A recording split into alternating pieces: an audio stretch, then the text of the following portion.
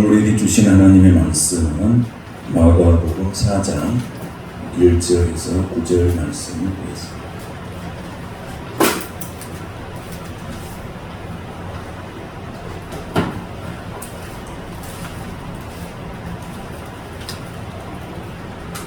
마가복음 4장 1절에서 9절 말씀을 같이 한 목소리로 같이 오늘 하나님의 말씀을 같이 공부하겠습니다.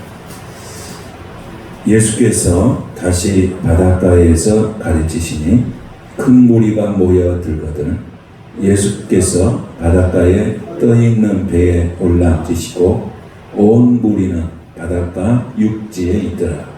이에 예수께서 여러 가지를 비유로 가르치시니 그 가르치시는 중에 그들에게 이르시되 들으라. 씨를 뿌리는 자가 뿌리러 나가서 뿌릴새 더러는 길가에 떨어짐에 새들이 와서 먹어버렸고 더러는 흙이 얕은 돌밭에 떨어짐에 흙이 깊지 아니하므로 곧 싹이 나오나 해가 돋은 후에 타서 뿌리가 없으므로 말랐고 더러는 가시떨기에 떨어짐에 가시가 자라 기운을 막음으로 결실하지 못하였고 더러는 좋은 땅에 떨어짐에 자라 무성하여 결실하였으니 30배나 60배나 100배나 되었느니라 하시고 또 이르시되 들을 귀 있는 자는 들으라 하시니라. 아멘.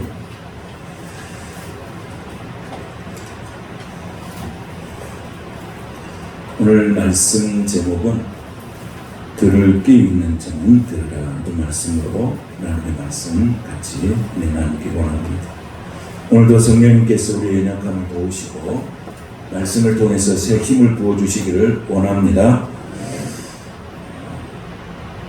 오늘 말씀은 예수님께서 이 비유의 말씀을 하시는 중에 이 말씀을 이 청중들에게 말씀을 증거하실 때, 그러니까 지금 이 말씀은 해변가에서 이렇게 배를 띄우고 그 배 위에 올라가서 배 위에서 예수님이 이제 강대상을 만들어서 이렇게 일반 해변에 있는 회중들에게 말씀을 이렇게 증거하고 있습니다. 그러면서 예수님께서 그 해변가에서 이 비유의 말씀을 하면서 진지하게 들어라 이렇게 말씀하십니다. 진지하게 들어라. 그래서 오늘 결론의 말씀처럼 9절에 뭐라고 말씀하시냐면 들을 귀 있는 자는 들으라 이렇게 예수님께서 말씀하고 있습니다. 오늘 이 시간 말씀을 들을 때에 여러분의 영적인 귀가 열려지시기를 축복합니다. 하나님 나라의 복음을 듣고 있는 그들에게 정말로 어떻게 하여야 진정 하나님의 나라의 백성으로 살 수 있느냐 이것을 말씀하십니다. 그래서 예수님은 진지하게 하나님의 말씀을 정말로 진지하게 들어갑니다. 여러분 바울이 하나님의 말씀을 증거할 때 데살로니가 교인들을 굉장히 칭찬을 했어요. 왜 그러냐면 데살로니가 교인들이 하나님의 말씀을 받을 때에 바울이 전에 말했지만은 사람의 말로 받지 아니하고 하나님의 말씀으로 받았어요. 그래서 이 사람들을 정말 신사적이라고 했거든요. 오늘 우리는 다 신사적인 성도인 줄로 믿습니다. 그런데 이 들을 귀 있는 자는 들으라고 했는데 안 듣는다는 거예요. 부활을 말해도 듣지 않고 재림을 말해도 듣지 않고 구원을 말해도 듣지 않는 거예요. 여러분 세상에 나가면 잘 듣습니다. 잘 안 듣습니다. 그래서 예수 믿는 사람들을 그렇게 예수님이 좋은가 그렇게 예배하는 게 좋은가 자꾸 세상 사람들은 그런 시선으로 보는 거죠. 그래서 이 고린도후서 1장 18절에 보면 이렇게 말씀하시죠. 뭐라고 말씀하시냐면 멸망하는 자들에게는 십자가의 도가 멸망하는 자들에게는 비련한 것이요. 여러분 예수 믿는 것이 멸망하는 자들에게는 좀 미련하게 보이는 거예요. 미련하죠. 그런데 구원을 얻는 우리에게는 하나님의 능력이 됩니다. 할렐루야. 이 세상 사람들은 예수 믿는 걸 미련하게 보는 거죠. 그러나 구원을 얻는 우리에게는 하나님의 능력이 되는 줄로 믿습니다. 그래서 예수님이 들을 귀 있는 자는 들으라고. 예수님 말씀한다고 해서 다 듣는 것이 아니라는 거죠. 다 듣는 것이 아니에요. 그래서 하나님께서 열어주셔야지 듣는 것입니다. 내가 노력해서 듣는 게 아니고 하나님께서, 성령께서 내 마음과 내 영의 눈을, 내 열을 열어주셔야 말씀이 들려지시는 거예요. 오늘 이렇게 들려지시는 예수님의 말씀, 들으라고 하는 이 예수님의 말씀이 여러분에게 진정으로 들려지게 되시기를 축복합니다. 그래서 예수님은 밭에 비유를 했어요. 4가지 밭을 이제 안 듣는 거예요. 첫째는 어디 밭이냐면 길가밭, 말씀이 안 들려. 둘째는 돌밭, 말씀이 안 들려. 가시덤불밭, 말씀이 안 들려. 근데 말씀이 들리는 사람이 있다. 이 말씀을 들으는 사람이 있다. 이 말씀을 듣는 사람이 어떤 사람이냐면 좋은 밭이 있는 사람입니다. 예수님이 이 말씀을 전심으로 하는 거예요. 그러면서 이 말씀을 들으는 자에게 복을 주시는데, 보통 성경에 보면 복이 있으리라, 복을 받으리라 뭐 이렇게 이야기하죠. 근데 예수님은 정확하게 복에 대해서 수치로 정확하게 말씀하셨어요.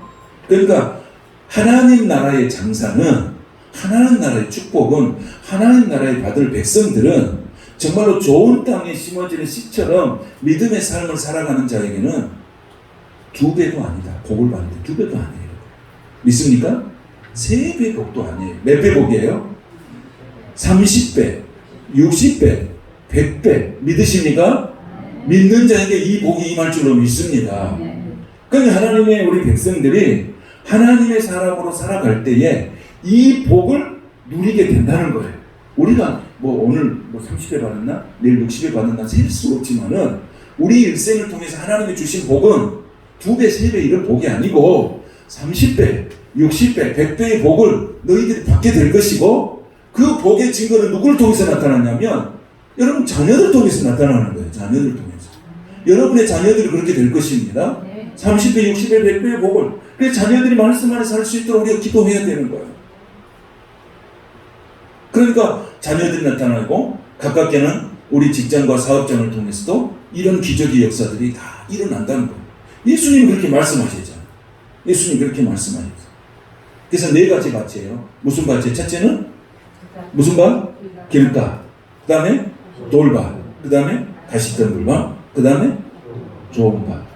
이 밭이 분명히 있다는 거예요. 그런데 오늘 예수님께서 첫째 우리가 길가밭을 한번 생각해 보겠습니다. 길가. 자, 본문 3절, 4절을 같이 한번 공독하겠습니다. 자, 3절, 4절 말씀 보겠습니다. 시작. 들으라. 씨를 뿌리는 자가 뿌릴새 더러는 길가에 떨어지면 뭐가 와서 먹고? 새들이 와서 먹었다. 새들이 와서 먹었어요. 그런데 여러분, 길가밭이라고 하는 것은 무슨 밭을 말하냐면, 우리가 이제 시골에 살면 대충 알잖아요.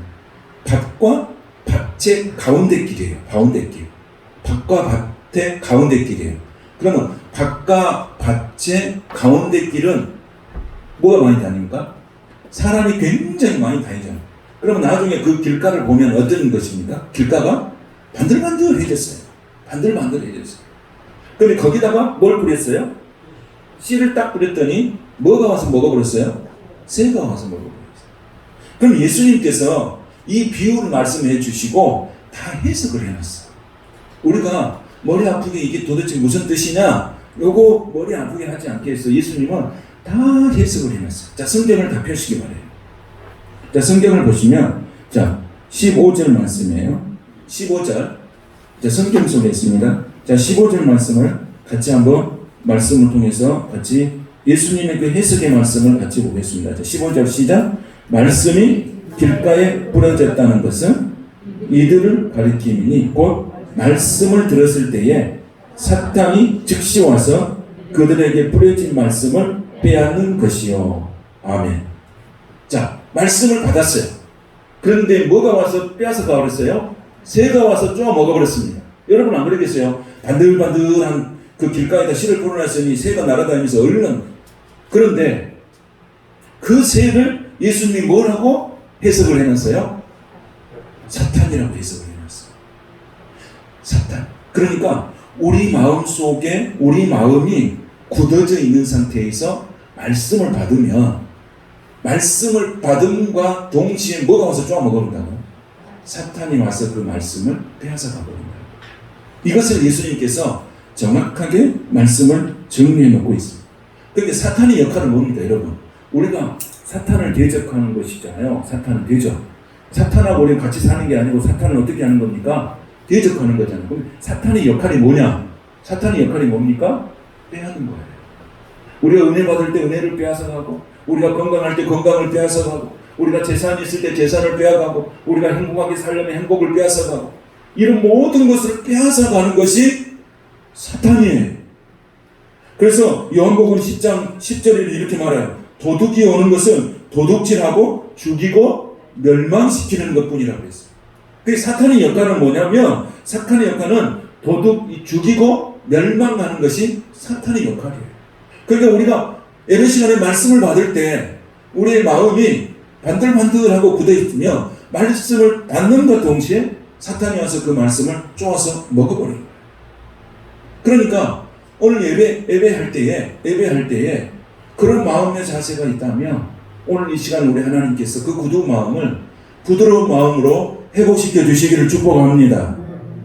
그래서 오늘 길가에 뿌려졌다는 것은 말씀을 듣는 즉시 뭐가 찾아와요? 새가 찾아와요. 그 새는 뭐예요? 예수님이 사탄이라고 정확하게 정의를 해놨어요. 오늘 여러분의 받은 은혜, 받은 말씀 사탄에게 빼앗기지 않게 되시기를 축복합니다. 그럼 우리가 예배 드릴 때 그 마음 빼앗겨 버릴 때는 언제 빼앗기는 거예요? 예를 들어서 예배를 드리고 있는데 자꾸 세상의 헛된 생각들이 자기를 지배해요. 예배를 드리고 있는데 말씀은 듣고 있는데 생각은 자꾸 헛된 데가 있어. 이렇게 말씀을 전할 때 목사님이 전하는 말씀을 듣고는 보고는 있는데 생각은 전혀 다른 생각을 하고 있는 거예요. 다른 생각. 이럴 때 말씀하시는 거예요. 근데 예배를 드리고 있는데 또 졸고 있어. 그러면 뭐예요? 딱 졸고 있으면 어떻게 되는 거예요? 아무리 말씀을 증거해도 근데 조는 사람도 특이해 있는 현상이 있어요. 꼭 설교가 끝나면 딱 깨더라고요. 제가 예배를 이렇게 인도해보면 다 알아요. 내가 말을 안 해서 그런지 우리 다 보이잖아. 그런데 졸아. 그래서 얼마나 교회가 편하면 이렇게 졸겠냐. 이 하나님은 사랑하는 자에게 잠을 주시는데 아이고 정말 사랑하는 성도가 우리 교회 오늘 오셨네. 그런데 특이하게 설교가 딱 끝나면 눈을 퍽 뜨고 정신을 바짝 차리더라고요. 그리고 이제 집에를 가요. 그럼 뭐예요? 오늘 예배가 여기 몸은 와 있지만은 아무것도 얻은 것이 없어. 아무것도. 그래서 말씀을 듣기는 들었는데 무슨 말씀을 했지? 그러니까 다음 주에 물어보면 설교 제목도 모르는 거야. 제목도. 오늘은 좋은 사람이 없네. 요약했는데 좋으면은 사람이 아니죠. 자, 하여튼 그런 현상이에요. 그러니까 여러분 예배를 드릴 때는 하나님께 말씀을 들을 때는 그 말씀에 집중하시기를 축복합니다. 그럴 때 뭐가 없어져요? 사탄이 와가지고 이게 뺏어가는 게 없어요. 이게 무슨 신앙이에요? 길가 밭에 있는 신앙이라고 하는 거예요. 이걸 우리가 잘 이해를 하셔야 돼요. 목사님이 여기 동기 목사님이 혈액암으로 투병하고 있는데 지금 많이 좋아지셨어요. 그래서 지금 병원에를 일주일에 2번씩 가는데 아침에 7시 50분쯤에 출발해서 전대 하순병원 가는데 목사님한테 전화가 왔어요. 목사님 좀 도와주시라고. 그래서 내가 차도 새 걸로 살 것다. 내가 그래서 목사님한테 그랬어요. 목사님을 위해서 하나님이 차를 주셨을까? 이 차로 이렇게 아침에 7시 50분에 딱 가가지고 그렇게 모시고 가는데 목사님 너무 좋다는 거야. 그렇게 하나님이 나를 위해서 준비한 거 아닌가 모르겠네. 그렇게 믿으면 또 감사하죠. 그러면서 이렇게 병원에 가는데 제가 아침 7시 50분에 이렇게 해가지고 하순 전대병원에 모시다 주고 와요. 그럼 또 오후에 늦게까지 있으면 또 오후 타임에 또 다른 분이 또 가서 이렇게 모시고 이렇게 하시는데, 그 목사님이 뭘 했냐면 이렇게 쭉 항암 치료하고 난 다음에 조모열 세포를 이식을 했어요. 그러면 이 조모열 세포를 이식하는 건 뭐냐면 우리가 쉽게 말하면 심은 거예요. 심은 거. 머리에다가 머리 심는 거 있잖아요. 그걸 심는 거예요. 그러니까 이 심었을 때 자기 것에다가 남의 것을 심잖아요. 거의 누나 것을 심었어요. 그러면 그것을 심었을 때 자기 것이 자라나 버리고 심은 것이 죽어버리면 죽어버린 거예요. 끝나버린 거예요. 굉장히 그러니까 위험하고도 정말 하나님의 은혜가 필요합니다. 그런데 그 수술하다가 자기 것이 자라나고 이식한 것이 없어져가지고 생명을 잃은 사람이 워낙 많은 거예요.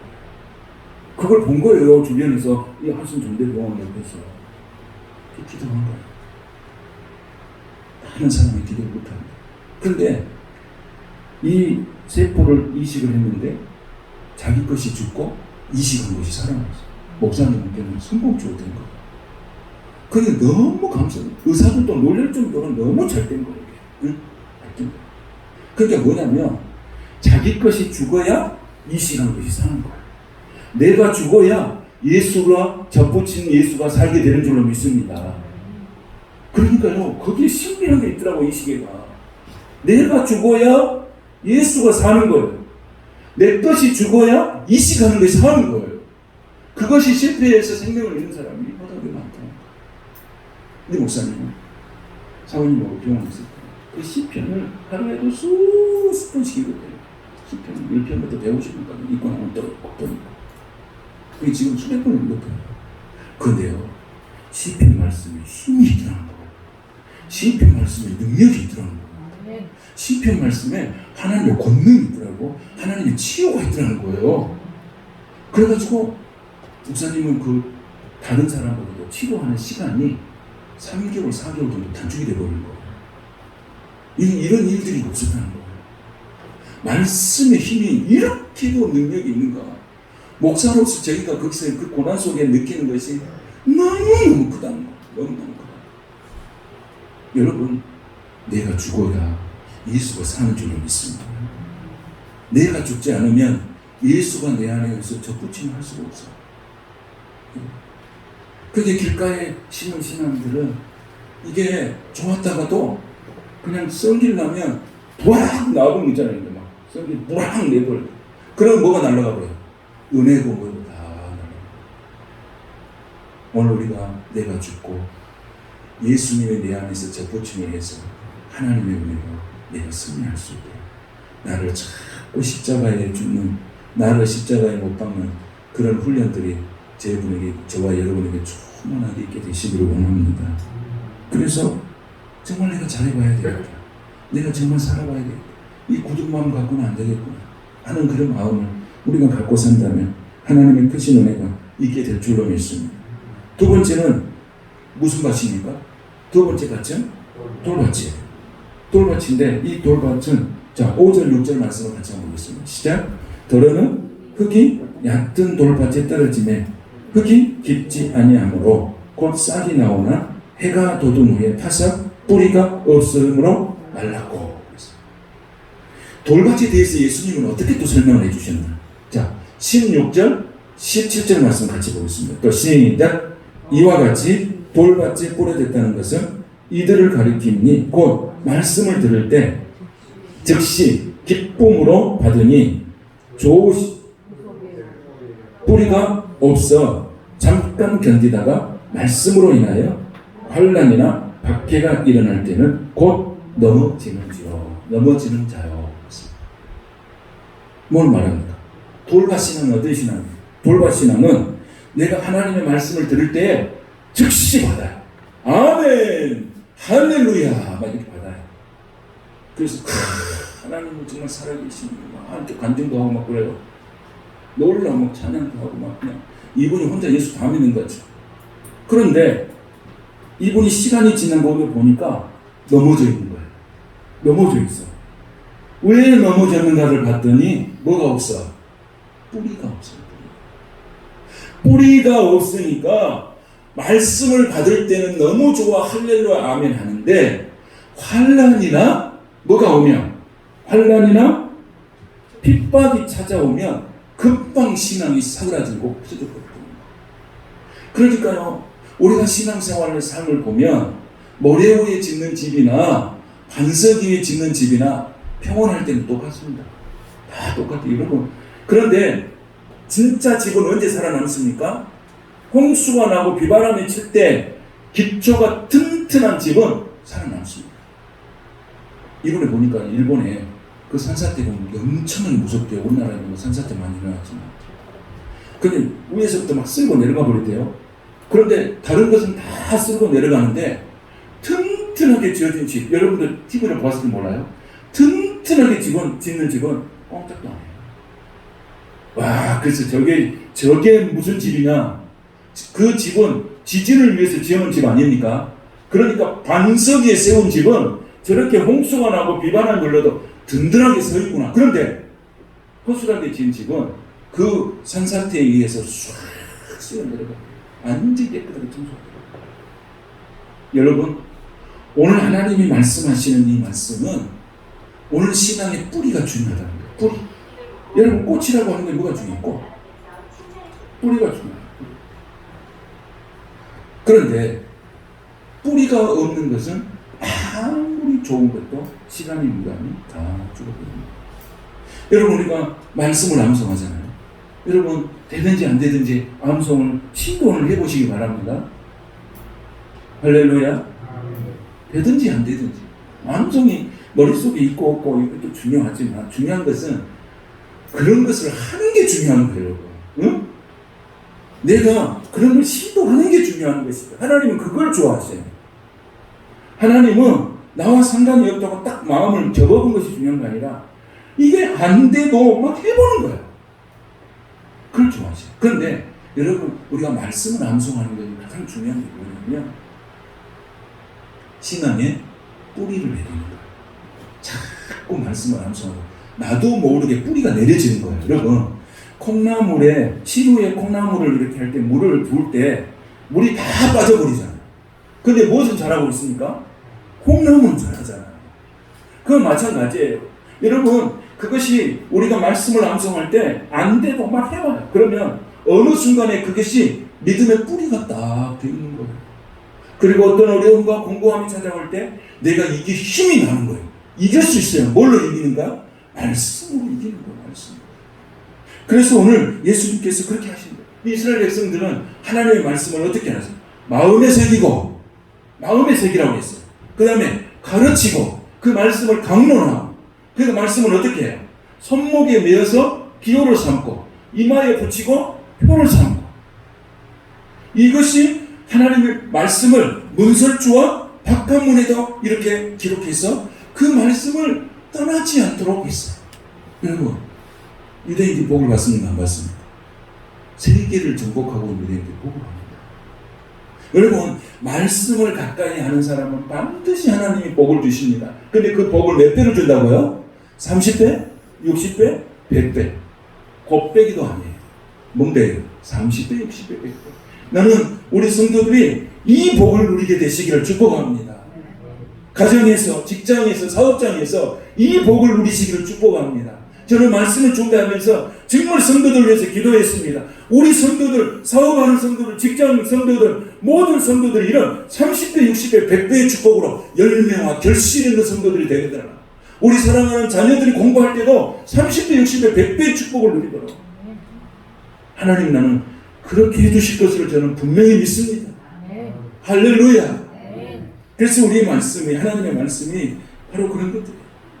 돌밭에 심어지면은 해가 나서 뿌리가 내린 것 전에 없어졌고, 오늘 신앙의 뿌리, 말씀의 뿌리, 기도의 뿌리, 여러분들 뿌리가 든든한 그런 성도의 삶이 되시기를 주님의 이름으로 축복합니다. 그러니까 여러분, 막 은혜 받았다고 막 간증하고 돌아다니고 오늘 그 사람 보면 시험 드는 사람이 있어요. 왜 그럴까요? 뭐가 없어요? 즉시 받았다는 거예요. 오늘 말씀에 즉시 은혜를 받았어요. 그랬더니 시간이 지나면서 뿌리가 없으니까 시들시들 해주고 말아버려요. 오늘 우리는 믿음의 뿌리가 견고하게 되시기 원합니다. 그러면요, 어떤 시험과 환난도 이겨낼 수 있습니다. 할렐루야. 세 번째는 뭡니까? 세 번째는 뭐예요? 가시떨기예요. 흙은 좋은데 그 흙을 뭘로 덮어버렸습니까? 가시떨 물로 덮겠어요. 그럼 예수님은 이걸 무엇으로 표현하십니까? 자, 예수님은 먼저 우리가 가시떨기 말씀을 한번 같이 먼저 보겠습니다. 7절 말씀을 먼저 한번 보겠습니다. 시작. 더러는 가시떨기에 떨어지면 가시가 자라 기운을 막음으로 결실하지 못하였고 그랬습니다. 뭐가 막아버렸다고요? 뭐가 막아버렸어요? 가시의 기운이 막아버렸어요. 가시의 기운이. 가시의 기운이 막아버리니까 더 이상 이렇게 뿌리를 내리고 열매를 맺을 수가 없는 거예요. 근데 예수님은 뭐라고 설명을 하셨냐? 어떻게 설명을 했냐? 18절, 19절 시작. 또 어떤 이는 가시떨기에 뿌려진 자니 이들은 말씀은 듣기는 하되 세상의 염려와 재물의 유혹과 기타 욕심이 들어와 말씀을 막아 결실하지 못하게 되는 자요. 아멘. 말씀을 받기는 받는데 세상 염려와 세상의 물질과 세상의 명예와 세상의 권세로 가득 차 있어요.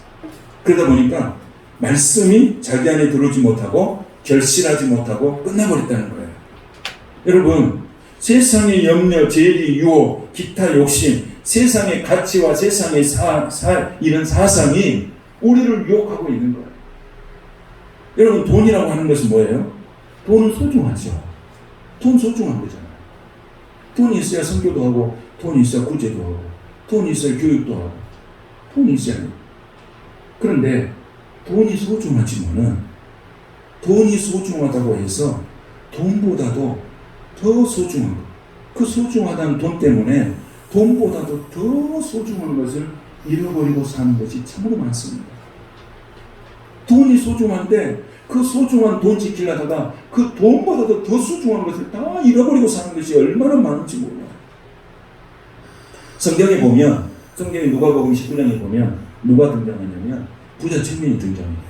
이 부자 청년은 가정이 참 많아요. 그 영적인 갈급함이 있어요. 예수님이 찾아갔어요. 예수님이 찾아가서 뭐라고 어떻게 하면 영생을 얻을 수 있습니까? 라고 물어봤어요. 근데 예수님 딱 보니까 알잖아요. 이건 누군지 알지? 이건 누구야? 이 양반은 돈은 많은데 돈도 갖고 예수도 가지려고 그래요. 돈도 갖고 구원도 얻으려고 그래요. 그러니까 예수님 딱 그랬잖아요. 예수님 뭐라고 했습니까? 네 소유를 팔아서 가난한 자한테 주고 와라 그랬어요. 그랬더니 이 부자 청년이 가진 것이 너무 많아. 요거 팔아가지고 가난한 자에게 주고 예수님을 따르기에는 돈의 가치가 더 큰 거야. 그냥 못하는 거예요. 예수님이 그 말을 했을 때 그 부자 청년이 뭐라고 했냐면 근심 마음에 갔다 그랬어요. 아니 오늘 왔는데 부자 보고 네 가진 거 팔아가지고 가난한 사람 주고 나를 쫓으라. 이거 쉽지 않죠. 우리한테 왔을 때 쉽지 않죠. 그럼 또 물어봐야 되잖아. 예수님 그럼 어떻게 해야 되겠으면 물어봐야 될 거 아닙니까? 그러니 뭐하고 돌아갔어요? 근심하게 갔다. 그게 여러분 세상의 가치와 하나님의 가치가 충돌하는 거예요. 응? 세상의 가치와 하나님의 가치가 충돌할 때 어떤 것을 선택해야 되는가? 그건 우리의 신앙이에요. 여러분 세상의 가치와 하나님의 가치가 충돌하면 뭘 선택합니까? 뭘 선택해야 되겠어요? 우리가 뭐 하나님 가치 선택한다 그렇게 말은 할 수 있지만은 여러분 심각하게 자기 앞에서 그것을 놓고 기도할 수 있어야 됩니다. 하나님의 가치와 세상의 가치가 충돌했을 때 어떤 것을 가져야 돼요? 그래서 예수님이 뭐라고 그랬습니까? 하나님의 가치와 세상의 가치는 같이 갈 수 없다는 거예요. 그래서 돈과 하나님과 재물을 함께 섬길 수가 없다고 하는 거예요. 이건 예수님이 너무 잘 아는 거예요. 여러분 돈이 많아봐요. 하나님 안 믿습니다. 세상의 권세가 강력해봐요. 그런데 연약하고 부족한 사람들 불러서 하나님은 그 가난한 사람을 통해서 그 연약한 사람을 통해서 하나님은 부하게 만드시고 하나님은 축복의 사람을 만드시고 하나님은 세상을 제패하는 부자들로 만드시는 걸 축복합니다. 하나님은 부르실 때에 뭘로 부르세요? 부자로 안 부르셔. 뭘로 부르세요? 가난한 자로 부르시는 거예요. 그래서 하나님은 그 가난한 사람을 통해서 복을 주셔서 하나님의 부자로 만드시는 거예요. 여러분, 저와 여러분은 세상의 부자가 아니라 하나님의 부자가 되시기를 축복합니다. 하나님이 주신 축복으로 넘치게 사는 거예요. 그래야 당당하는 거예요. 그래야 교만하지 않는 거예요. 이건 누가 주신 거예요? 하나님이 주셨다. 이 부자 청년 누가 주신 거예요? 내가 노력해서 얻은 것이다. 그러니까 그것 팔아서 예수님에게 오라는 거 못하는 거지. 그러나 하나님이 주셨다 그러면 당당히 그렇게. 아브라함이 왜 이삭을 드릴 수 있었습니까? 왜? 이 자식은 누가 주셨다? 하나님이 주셨다. 하나님이 주셨으니까 모리아산에 가서 제물로 드리는 거 드릴 수 있는 거예요. 그런데 자기가 수고해서 낳았으면 그거 드릴 수 있겠어요? 안 되죠. 우리의 신앙이 뭐냐면 하나님께서 오셨으니 하나님께 드리는 거예요. 모든 것이 하나님께로 왔으니 하나님과 받으시고 하나님 찬양을 받으세요. 이게 신앙이죠. 여러분, 오늘 저와 여러분이 모든 것은 다 누구에 왔어요? 하나님께 왔어요. 요 옆에 사모님이 이 사모님도 암투를 하잖아요. 근데 이 사모님 간증을 들어보니까 뭐라고 해요? 자기는 한 6개월 동안 암투를 했어요. 항암제 투병을 했어요. 항암제가 빨간색도 있고 그런가 보죠. 난 잘 몰라요. 근데 그 붉은색이 들어오면 그걸 다 영적으로 제가 해석을 했던 거예요. 예수님의 피가 내 안에 들어있다. 그러면 사람들은 그거 맞다고 실신하고 막 힘들어하는데 오히려 자기는 힘이 나더라고요. 힘이. 그래서 그분이 또 여러분 우리 출애굽기 했잖아요. 출애굽기 광야의 단계를 보면서 이 광야가 지나면 하나님의 말씀이 있고 이 벽과 꼬리는 가는 땅에 축복이 내게 있다. 이건 6개월 내게 하나님 내게 휴가를 줬다. 내가 그동안 너무 열심히 살았더니 하나님이 싫어하고 그런가 보다. 그 시간을 그렇게 활용했더니 몸속에서 에너지가 나오기 시작하는데 다른 사람은 감당할 수 없는 일들을 얼마나 잘 감당해서 지금은 완전히 치료가 완치가 됐어요. 그 감정을 하더라고요. 이런 모든 것을 뭘로 해석하는 거예요? 하나님의 가치로 생각하는 거예요. 모든 것을 영적으로 해석하는 거예요. 그 해석을 얼마나 여러분 다 그렇게 해석할 수 있겠어요? 안 그랬어요. 그런데 영적으로 해석을 하니까 하나님 영적인 축복을 주셔가지고 완전히 건강 회복이 됐어요. 여러분 오늘 우리의 신앙 가시떨기에 떨어져 있어요. 말씀은 받았는데 가시떨기 세상의 기운이 와가지고 나를 덮어버리지 않게 우리가 기도함으로 예수의 이름으로 대적하며 승리하는 저와 여러분이 되시기를 축복합니다. 돈이 좋지만 그 좋다고 하는 돈 때문에 더 좋은 것 잊어버리지 않기를 사랑하는 성도 여러분 기억하게 되시기를 축복합니다. 김영석 교수가 이런 말을 하죠. 대단 프로에서 진정한 부자는 소유에 있지 아니하고 나눔에 있다. 그러면서 자기가 어디에 강의를 했는데 강사비를 줬어요. 그 돈이 자기 보니까 너무 많은 거예요. 그래서 자기가 이 돈을 어떻게 쓸 수가 없겠더라고요. 이걸 내가 쓰면 안 되겠다. 그래서 제자들을 불렀다는 거예요. 그 제자들이 어떤 제자이겠어요? 100세의 스승이 부릅니다. 제자들이 어떤 제자이겠어요? 다 교직에서 은퇴하신 60대 은퇴하신 그 제자들이 다 모인 거예요. 그 제자들한테 돈을 다 준 거예요. 이 돈을 너희들이 정말로 유용하게 써라. 그러면서 좋다고 하는 거예요. 그러면서 이런 말을 하더라고요. 인생은 공술의 공수거인데 나누는 사람만이 제일 많이 가지고 있다. 이해가 되십니까? 인생은 어차피 공수거예요. 가진 거 없어요. 다 두고 가야 돼. 그런데 나눈 것만이 내 것이더라. 나눈 것만이 내 것이더라. 그러면서 그 노 교수가 그런 말씀하는데 100세 드신 어르신이 말씀하시니까 다 옳습니다. 옳습니다. 여러분 오늘 우리가 남는 게 뭐예요? 나누는 것만 남는 거예요. 그리고는 다 공수예요, 공수고. 우리가 이런 진리를 알고 살잖아요. 우리 예수 믿는 사람. 그래서 오늘 하나님께서 우리에게 주시는 이 말씀의 은혜가 여러분에게 들려지시게 되시기를 축복합니다. 마지막 어떤 밭을 얘기하셨습니까? 마지막에 9절 8절 말씀 시작. 더러는 좋은 땅에 떨어짐에 자라 무성하여 결실하였으니 30배나 60배나 100배가 되었느니라 하시니라. 아멘.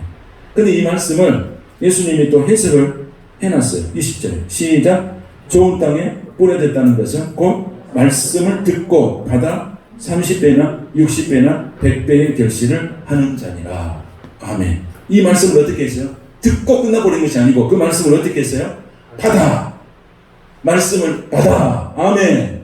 근데 이 말씀을 받는다는 뜻이 도대체 무슨 뜻일까? 그래서 성경을 찾아봤어요. 누가복음 8장 15절에 보니까 이렇게 기록하고 있더라고요. 누가복음 8장 15절에 같은 씨 뿌리는 비유를 누가복음이 이렇게 말해요. 좋은 땅에 있다는 것은 착하고 좋은 마음으로 말씀을 듣고, 여기는 뭐라고 기록되어 있냐면 지키어 그렇게 되어 있어요. 지키어. 그러니까 말씀을 받는다는 것은 무슨 뜻이에요? 오늘 내가 말씀을 받았다는 것은 그 말씀을 듣는 것으로 끝나는 것이 아니고 그 말씀을 지키어 그랬다는 거예요. 그러니까 오늘 그 말씀을 듣고 지킨 사람에게 30배, 60배, 100배의 축복을 주신다고 예수님께서 약속하십니다. 그래서 이 말씀을 듣고 지키는 자에게 복이 있다. 계시록에도 보면 이런 말씀이 있잖아요. 이 예언의 말씀을 읽는 자와 듣는 자와 그 가운데 기록한 것을 지키는 자가 복이 있다고 했어요. 그 지키는 자가 몇 배의 복을 받는다고요? 30배, 60배, 100배의 축복을 받는다고 말씀하고 계시는 거예요. 아멘. 그래서 복에 대한 분명한 메시지를 해주는 거예요. 예수 믿는 사람들이 복을 받고 사는 분명한 메시지가 오늘 여기에 있습니다. 여러분, 오늘 말씀을 아멘으로 받으시길 바랍니다. 여러분의 사업이 30배, 60배, 100배의 축복을 누리시길 바랍니다. 여러분의 직장이 여러분 때문에 30배, 60배, 100배의 축복을 누리시길 바랍니다. 여러분의 자녀들이 말씀을 지키며 말씀 안에 살 때 30배, 60배, 100배의 복을 누리시기를 축원합니다. 분명히 예수님들이 약속하셨잖아요. 약속하신 말씀을 하나님 반드시 이루십니다. 하나님은 거짓말하지 않습니다. 시건치 아니하십니다. 반드시 하신 말씀을 실행하지 않으신 적이 없습니다. 말씀을 정리하겠습니다. 사랑하는 성도 여러분, 가정에서 말씀을 붙들고 사셔야 합니다. 힘들고 지친 직장에서 말씀을 붙들고 사셔야 합니다. 고단한 사업장에서 예수님의 말씀을 붙들고 사셔야 합니다. 그 말씀을 붙들고 우리는 다시 일어서야 합니다. 이 어려운 시대에 하나님의 말씀을 붙드는 자들은 다시 일어설 수 있습니다. 다시 시작할 수 있습니다. 다시 하나님은 나를 통해서 영광을 받으실 것입니다. 오늘 말씀하시잖아요. 이 말씀을 마음에 새기라. 마음에 새기라. 신약에서 뭐라고 했어요? 신비에 새기라. 돌에 새기라. 돌. 우리 마음속에 새기라. 하나님은 오늘 우리 삶 가운데 은혜를 주시기 원해요.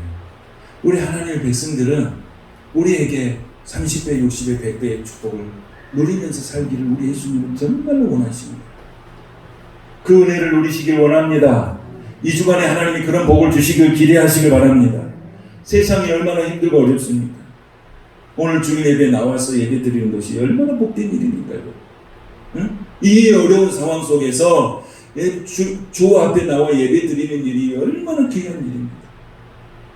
전에는 예배 드리는 일이 당연한 일인처럼 생각하고 살았습니다. 그런데 요즘은 지나고 보니까 그 모든 것이 다 하나님의 은혜였음을 우리가 알고 있잖아요. 옛날에는 당연한 것들이 지금에 와서 보니까 너무너무나도 하나님의 은혜였어요. 이제 우리가 그 말씀을 들으셨다면 그 말씀을 받았다. 받았단 말이 무슨 뜻이냐고요? 지키셨다. 이 말씀을 여러분 붙들고 사시길 바랍니다. 힘들어도 이 말씀 가지고 살겠사오니 말씀의 주인이신 나의 하나님 나를 도와 주시옵소서. 오늘도 그 말씀으로 30배, 60배, 100배의 축복을 누리는 저와 여러분이 되시기를 주님의 이름으로 축원합니다. 걸어가신 하나님 감사합니다. 하나님의 축복이 이 주간 우리 모든 성도들에게 임하여 주시옵소서. 세상이 힘듭니다. 어렵습니다. 아버지 하나님, 그러나 현실을 보면 절망이지만 눈을 들어서 주를 보면 하나님 열매가 보입니다. 하나님 풍성한 축복이 보입니다. 우리가 땅을 보지 말고 하늘을 바라보게 하여 주시옵소서. 오늘도 내 입에서 나가는 말이 정말로 긍정의 말, 믿음의 말이 되게 하여 주시옵소서. 우리가 입으로 부정적인 말하고 믿음 없는 말해서 우리의 신앙을 다 까먹을 때가 많습니다. 우리의 입술에 파수꾼을 세워 주시옵소서. 예수님의 이름으로 축복하며 기도하옵나이다. 아멘.